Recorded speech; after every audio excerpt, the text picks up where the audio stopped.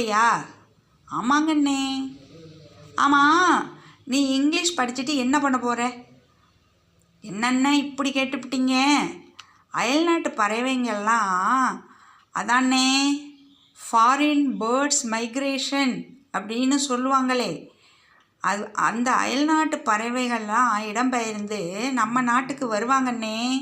அங்கே குளிர் தாங்க முடியாமல் இங்கே வருவாங்கல்ல, அவங்க கூட நான் ஃப்ரெண்ட்லியாக பேசுகிறதுக்காக தானே இங்கிலீஷ் கற்றுக்கிறேன்.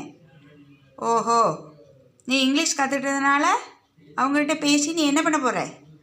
என்னென்ன இப்படி கேட்டுவிட்டீங்க?